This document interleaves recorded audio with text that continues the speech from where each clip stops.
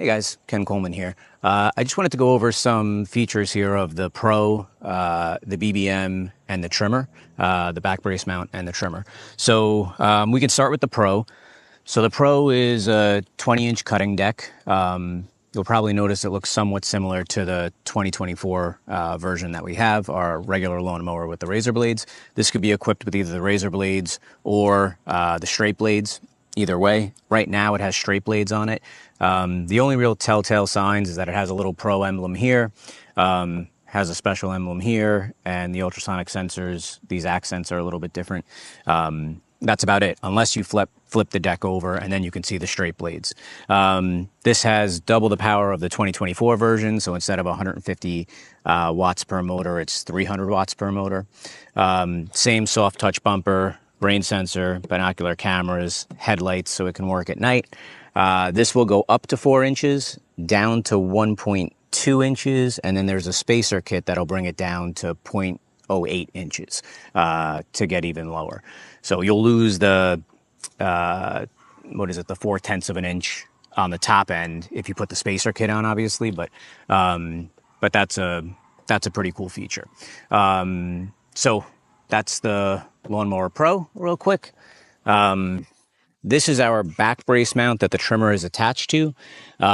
So the back brace mount actually just bolts right in here. There's 4 bolts here, 1 in the bottom that goes in where the tow hitch is.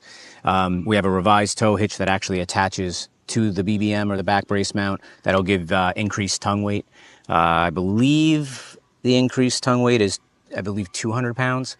All right, so this is the BBM configured with the trimmer. So this is the world's first fully autonomous trimmer. So it works off the back here. It just hangs on here. There's a couple things that this version is a pre-production version. So we've made some improvements that the final trimmer has that this does not. So a couple of things. With this, you have 2 screws on the top.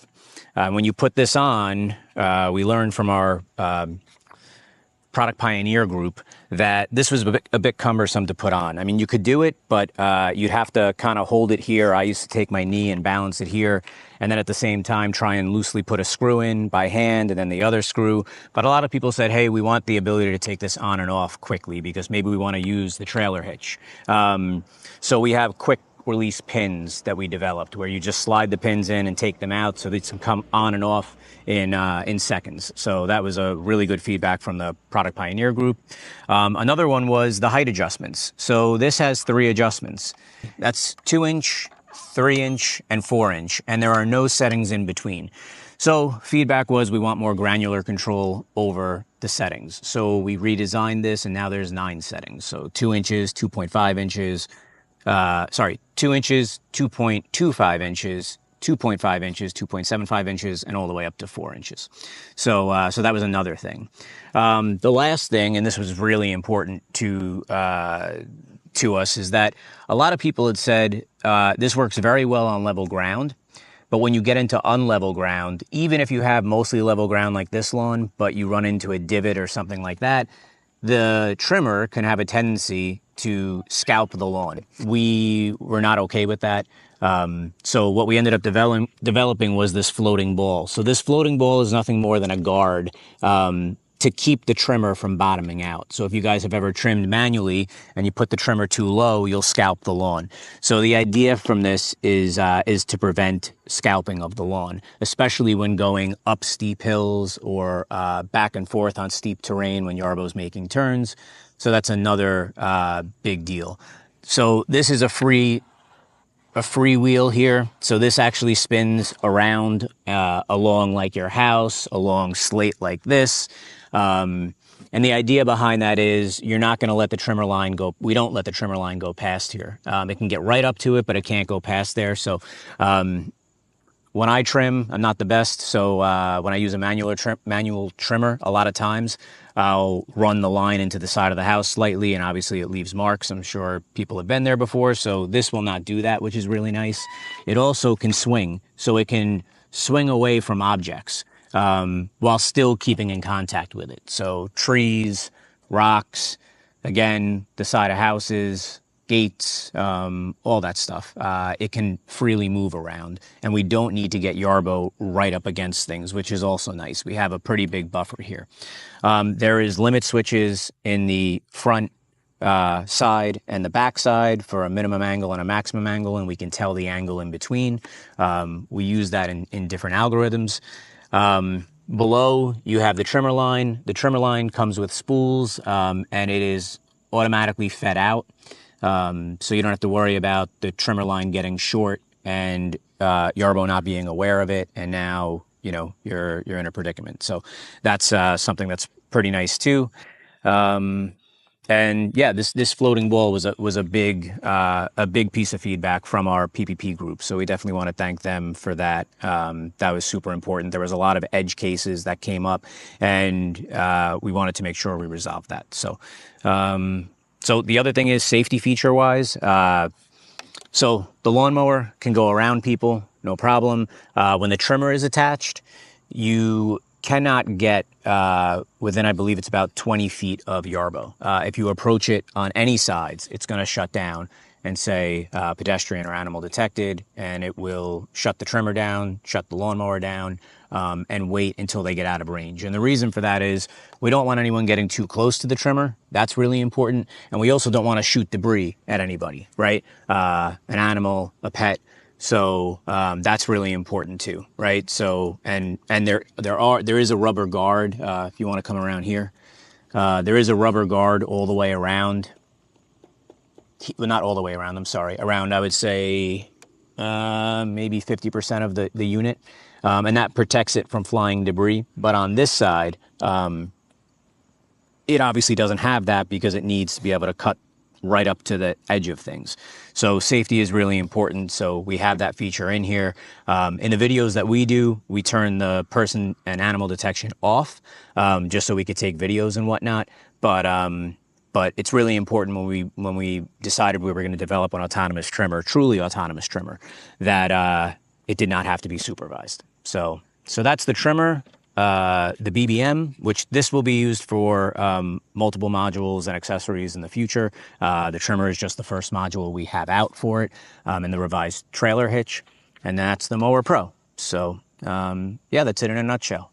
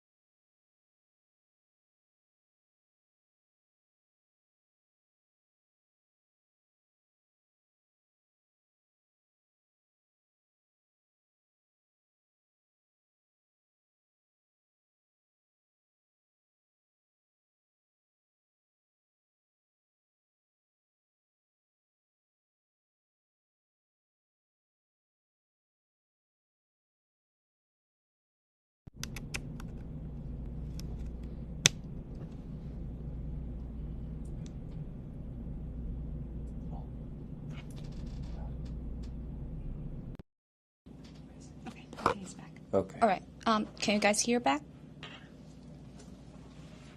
Okay, seems like it's working right now.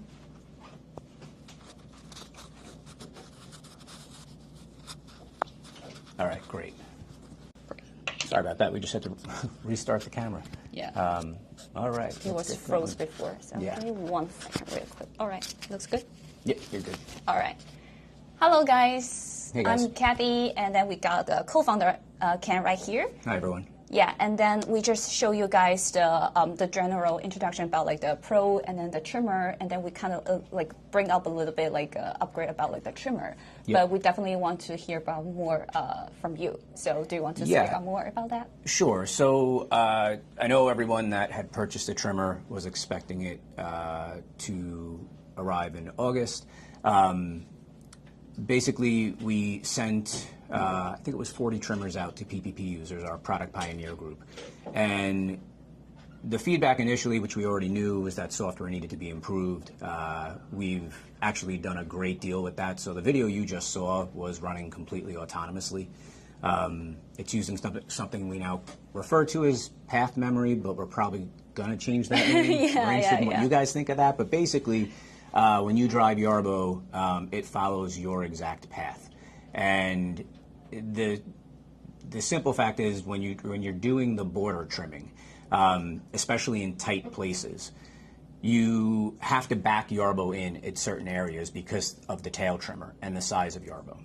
But that gives you the most finite control to get into areas without zero turning and to follow curves really closely without zero turning. So you can reliably trim your yard, very, very accurately. Basically, you input the commands, and then it follows that to a T. So that was a big deal. On the hardware front, so the trimmer that you just saw is actually the same trimmer that all of our PPP users got, with the exception of the floating ball. Yeah. So one of the comments they made to us, which was, hey, if we have either a very unlevel spot of the yard, a big dip in the ground by a few inches, or we have slopes, and a lot of people use Yarbo on slopes. If you have a slope that has a gradual transition, it's not such a big deal. But if you have a steep transition, because the trimmer hangs off of Yarbo lower, then your departure angle is lower. So when the back of Yarbo gets to the slope, the trimmer can scalp the lawn and damage the lawn in that spot.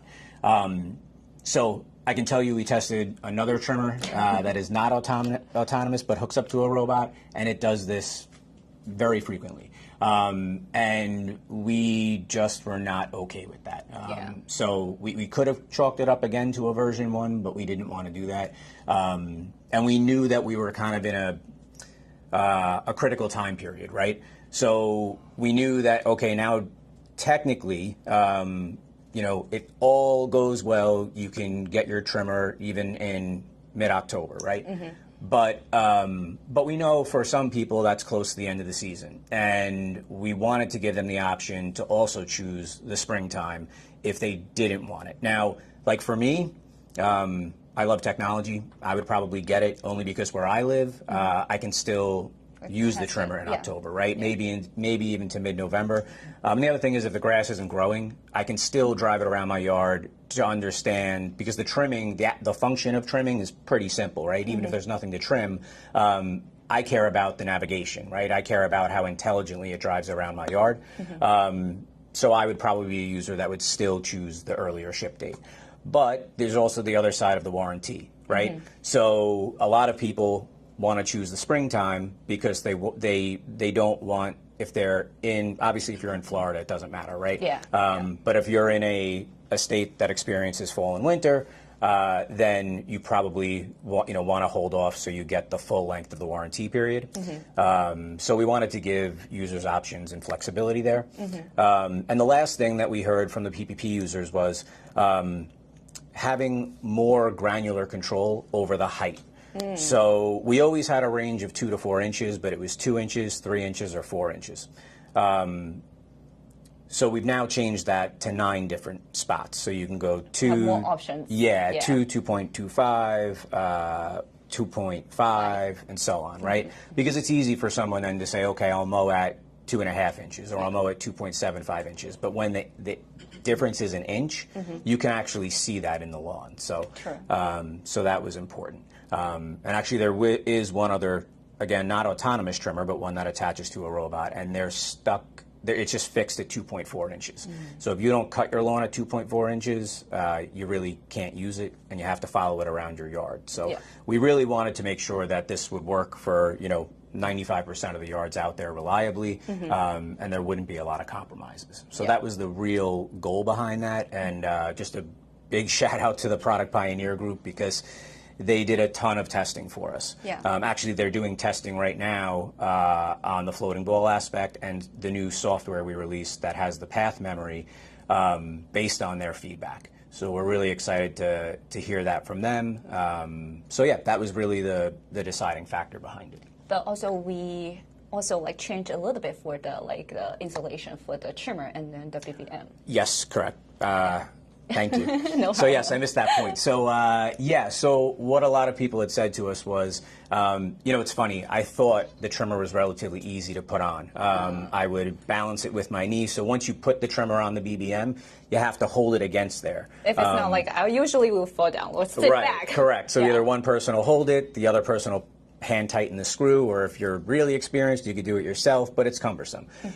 So now we have hook tabs on the back, so you can actually just hook the unit on there, and then once it's hooked on there, you can just put the quick pins in, and it's locked in.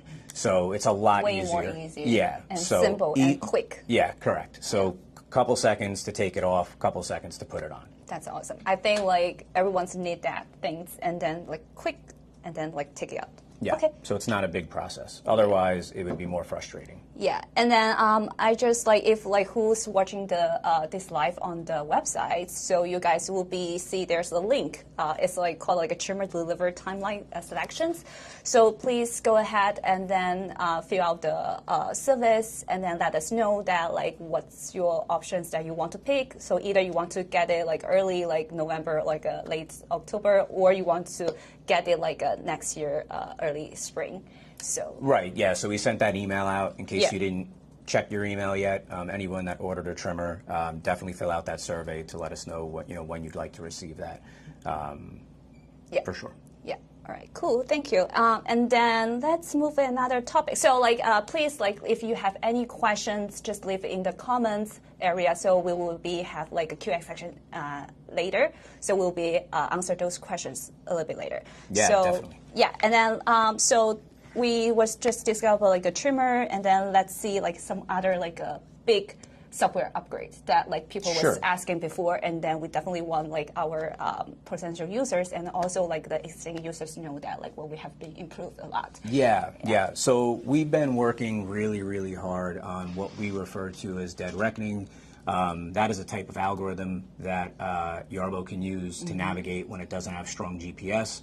That's a real technical term, but what it means to the user is that Yarbo will be able to reliably work under trees where there's low GPS, next to your house, right? High fences, things like that, because you can experience low GPS. You can also experience what we call false fixes, where Yarbo is getting a signal that it has strong GPS and it's trusting that signal, but it's something called multipath. So when the satellite comes down and hits a fence, that satellite reflects that signal off the fence, and that signal is actually not accurate, but we trust it. So the PPP members actually tested dead reckoning. It went really well. Over a few versions, actually. The latest version, they said, hey, this is definitely an improvement. Let's push it live. So that is coming very soon. Yeah. Very excited about that. Yeah. Visual obstacle avoidance, they did a bunch of training on different models for obstacle avoidance, so we are absolutely improving that as well. That's actually a big thing I will be very happy about. Yarbo can do obstacle avoidance now, but it takes a while to get around objects, and it shouldn't. So we are going to optimize that for sure. And then, so we can just like show you guys like a quick video. It's about like how the obstacle avoidance that doing it right now. So like we are bringing the Ryan's up here because Ryan is not with us right now, but we do have Ryan in the video. So look at it. So let's see. Let's do it. Hey folks, what's up? Ryan here with Yarbo. I have the Yarbo out, I have the Mower Pro out. You may be wondering, what are all these cones doing here? I thought we'd put Yarbo's obstacle avoidance to the ultimate test today. Let's let it have a little fun. Check this out.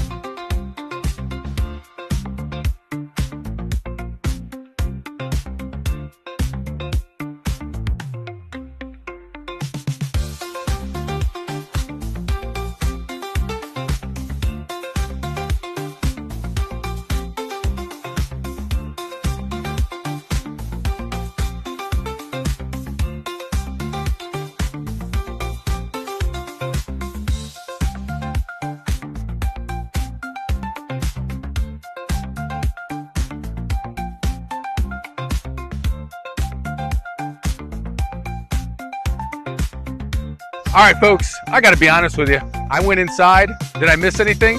Looks like we still have 1, 2, 3, 4, 5, 6, 7, 8, 9, 10 cones still standing. So yes, that means Yarbo passes yet another test. See you next time. Yarbo, your big yard, your free time.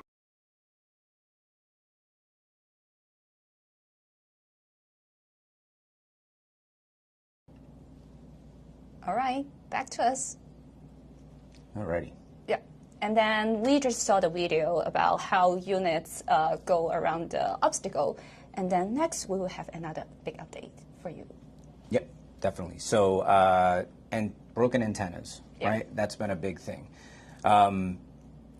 So part of that has been caused by just low branches, things like that. Another part of that has definitely been because, again, Yarbo thinks it's getting a strong signal when it's really not. And this is not unique to Yarbo.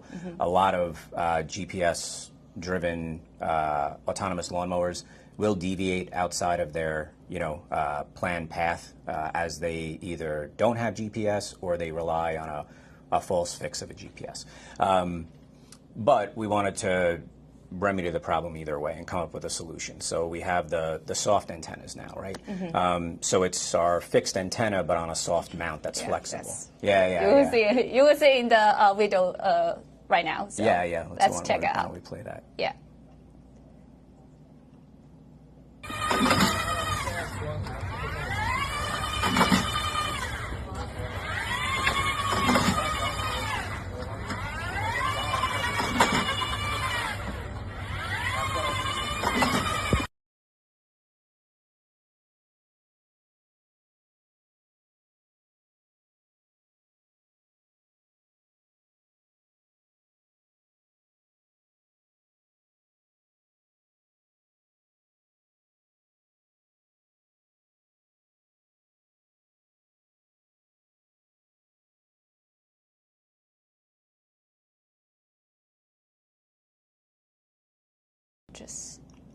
Oh, sorry. I think I just muted myself. Yeah, back again. So, like, you guys just saw the video, the soft antenna video. So definitely we'll have more videos coming out, including the soft antenna and then the obstacle avoidance detections, and then also the deck reckoning. And then, so I think the next is talking about like getting back to our audience. So we are going to answer our questions from the audience. Sure. Are you ready? Let's do it. I feel like a lot of questions going on. I saw some of them come through, actually. There's some really good questions in there, for sure. Cool. Yeah, let's hear them all. All right, cool. All right, let's see what we got here. All right, wow. So, question 1. So, how long is the pole and The how... spool? the spool, and how do you change it? Yeah, sure. So, how long is the spool? I guess maybe how long will it last? I'm going to be completely honest. I don't have that figure offhand, but I can tell you that I have been using the original spool on the unit for the last at least 5 weeks. So, and I don't have a big yard. It's maybe a quarter of an acre. but I am still on the original one, which always surprises me. And so how do you change it? Yeah, so Yarbo, the trimmer arm comes down like this, then the trimmer's on the bottom. On the bottom, it has a traditional, just like most trimmers out there, there's two buttons or two little clips that you press in, and it drops the spool down. And then you just load up, you just literally push in a new spool, feed it through the little trimmer line, a little past where it would touch the razor blade, and then you turn it on. It'll cut off that, that little piece, so that way you know it's at the right length, and that's all there is to it. It's pretty simple. Awesome. And then so also like relate to the trimmer. So like what way does it rotate, and then will it split clipping into the chucks? Will it? Oh, sure. Yeah. So the way that the trimmer is oriented, it is behind the tracks, so it won't spit any clippings into the tracks. And even if it does, we have spent a lot of time optimizing the tracks. The 2024 version didn't have a big deal with track grass buildup. Sorry, the 23 version, the 2024 doesn't either. They are a quick release, but the trimmer was designed that it hangs off the back right of Yarbo, and it articulates to the back left if you're looking at Yarbo from the back, right? So it's going to go this way, and it can articulate in. And so that's because we don't want to have to get Yarbo right up against the fence line, right? We want to leave some margin. And we also want it to be able to swing around objects, trees, things like that. So it's made to move. Yeah. Yep. So way easier to let Yarbo like go straight or even just turn and then without like stop it. Correct. Yeah. Okay. And then like the auto light adjustment, empty spoke notifications. Yeah. So yes, the line adjusts by itself. Actually, funny thing, that's why I've been waiting for my line to run out, because I'm like, we have like really long lines, I'm like, and then we never use it. Like seriously. So I've been like, is it still in there? Because but sure enough, it's still trimming. I stop it. I could see the line, right? But I've been really impressed with how long it lasts, because when I trim, even with like thicker line on a manual trimmer, I tear through it very fast. Yeah, same. I tested before like the manual one, and then it just like run out really quick. Like why? I just changed that, and then I have to spend an extra like accessory, like just put it in and then trim again, and then it run out again. But again, I know for me, like I'm not that accurate when I get to my fence, so I probably take off a bunch of trimmer line, right? Just because I'm not that skilled. But anyways. So yes, and empty spool notification, yes, correct. Yeah, it will be pop out from the alert on the phones. So definitely you will be know that. So next question, what is the thickness of the string and how thick of the lines can you use on the production versions? Yeah, so the current version is 1.6 millimeters. I don't know if you can use thicker string. I think it's just the holes that we make. Yeah, so the thing is, there's a lot that goes into detecting the length of the string, and thicker string may throw that off. But I will say, I was actually worried about using thinner string, but that really comes down to that protective wheel, right? So that protective wheel is there so that you're not constantly taking big chunks of the string off. Right. So that's why it's lasted so long for me. For sure, because on my trimmer I got really thick, string, so hoping I wouldn't have to replace it. But I still replace it more often, and that's a double string trimmer. So this one's single, but it's worked out really well. So we will, we can get you from the team if you can use thicker string. We can. For sure. We can try. Yeah. And then, can we use the blades on the non-pro mower? Oh, that's the question that we always get. Oh, sure, sure. Yeah, no, you cannot. So a big reason for that is it needs a lot more power. Yeah. A lot more power. And also, so one of the other things that we should do are some side-by-side comparisons between the 24 and the Pro. And the reason I say that is there's a lot of, I think, misconceptions that the 2024 can do a lot more. Can do a lot less than the Pro.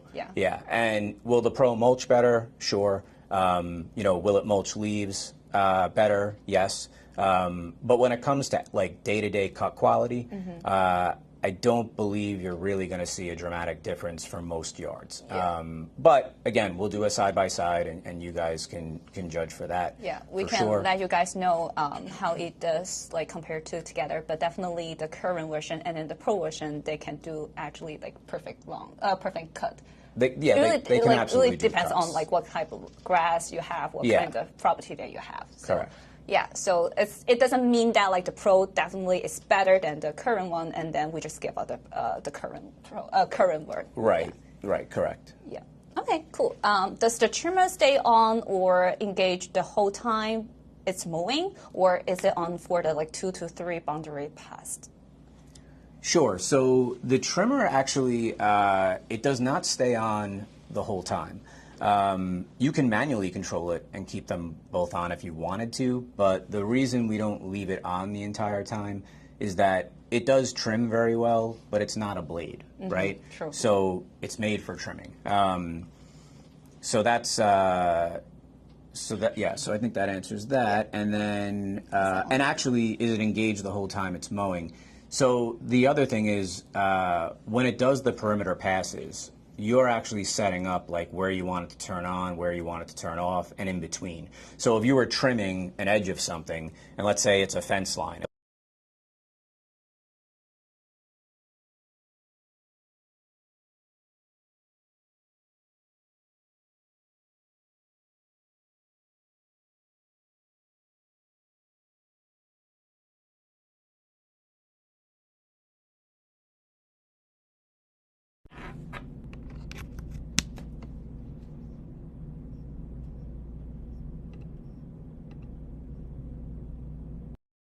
Okay. That's weird. Yeah. Sorry, guys. So we lost the audio there for a second. Do we know when we lost it? I think just like right after the mowing, like engage the whole time mowing. I think we can start from there again. Okay. Lost it when we were talking about the fence line. Right. Yeah. So we have a fence line in my backyard, and then we have a trampoline, so I want to trim along those two things, right? And then after the trampoline, my wife has plants. So I have accidentally, early on with the trimmer, trimmed the plants. And by trim, I mean destroy. So the trimmer obviously also has the option that you can turn it off at certain points. So you can make like trimming segments where it'll do your perimeter, and in certain parts of the perimeter, it will deactivate the trimmer. Because there are parts of your yard, some yards that you don't want to trim for one reason or another. True. And then, so what else that we have here? So there's so many questions. Oh my God. Wow. All right. Okay. Yeah. Let's do it. Let's do the next one. Those of us who have purchased a trimmer, is it possible to receive the updated trailer hitch and back brace? That's a great question. We have to talk to logistics because I just don't know how those things are packaged, actually, to be completely honest. So let's get with logistics and make sure we get that answer out. Yeah, there. actually, as I know that like the back brace and then the tow hitch is separately boxed with the trimmer box. Okay. So we cannot just like give you the answer right away. We probably just like get back to you guys later, or just like watch out our announcement, something like that. So maybe we can update it. You guys I was going to later. say we'll do a follow-up post to this. Yeah. To answer any questions that we can't answer now. Yeah, true. But we will get you the answers. Yeah, thanks for the questions. Right. And then, so next, for the flex antenna. Oh, yeah, flex antenna, fantastic. How and when we can get them? That's a great question. We also have to figure out when they're shipping, but I would imagine it's going to be very soon. They've already gone through testing, so we will get you a timeline on that for sure. I know everyone wants to get that. Yeah. Okay. So I know that like there's a lot of YouTube questions going on right now, but we will definitely get back to you guys from the for our YouTube audience. So we will be get back to you really quick. So next question. So what are you doing about like what are you doing about flex antennas for the low mount and then the halo? The question is kind of... Yeah, I think I know what they mean. So on the low mount, The high mount antennas, I mean, you can keep on as long as they flex. It's okay. The Halo, we actually haven't had a lot of instances where that's breaking that are preventable. Anyways. I think the Halo antenna is still like so soft. it does flex, but in certain situations, and actually a lot of this has happened when we didn't have pathway obstacle avoidance, and Yarbo was running under a car or something like that, right. because people didn't realize it didn't have obstacle avoidance. So that's where a lot of those situations happen. So the Dead Reckoning update for low GPS would help with that. We also have pathway obstacle avoidance now. The other thing the team is working on is obstacle avoidance on pathways and main areas for suspended objects. That's something that's challenging to detect, but we've done a lot of work on that. So like swings, things. I actually broke an antenna on a swing. Yarbo went under it, pushed the swing, and then the swing came back and took off one of the antennas. So the soft antenna would help it in that respect, but and that was not in a way it would have broken the Halo antenna, but yeah, there's other things going on to help that. We don't really have a Halo change in place, but again, we don't have a lot of Halo antennas that are breaking. Yeah, so definitely Halo antenna will still use the current versions, but the soft antenna will be changed later. So yeah, and how far will it possibly divide outside its designed map? And I have pounds, and the idea of it going in scares me. I'm still waiting for my Pro Mower, so no maps trails yet. Oh, sure. So, okay, yeah. So how far will it possibly deviate outside of its designated map?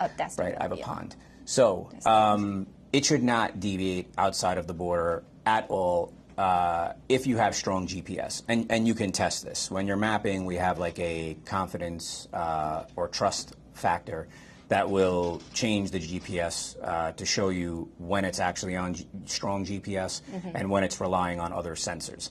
The other sensors have about a 1% margin. So 1%, you can travel pretty far with that without a big deviation. So if your pond, the short answer is if your pond is in a strong GPS area, no problem. If the pond is in a area that does not have strong GPS because there's a bunch of tree cover, it depends how far you're traveling. So the next step with like Dead Reckoning is that while you're mapping, we can detect where these dead spots are of GPS, and we know we're relying on the sensors. And then we can work into the app to say, okay, Yarbo has to travel, say, more than 100 feet in this area. We want to prompt the user that this particular area is a tricky area, right? So once you go past this 100 feet here, and it's 100 feet of no GPS. If you get GPS after that, then it resets that 100 feet, right? So if you're going under tree cover that's 50 feet and you get to the other side, no problem. You now have another 50 feet you can go, right? It's already like a long distance without like a GPS. And it still can work well. Yeah. Impressed. Yeah, but the other thing that you can do is, if you'd like, is send support a satellite view or the picture of your pond, and we can give you some better guidance on that. That's one of the things that we're spending a lot of time on now that we want to release Dead Reckoning, is to kind of educate our audience. There's different settings in there where you can now manually control the distance, but we want to automate that with algorithms because every yard is different, right? Yeah, true. And then there's a question that so there's a question that like, when is the obstacle avoidance you show in the video being? Wait, what? So when is the obstacle avoidance you showed in the video being released? So I think that will be coming really soon. So I think it's next month actually. Okay, next month. Yeah. Okay. Give me 1 second. Sure. All right. Let me see, because like someone said like our videos froze. Let me see. Oh, I see that. Yeah.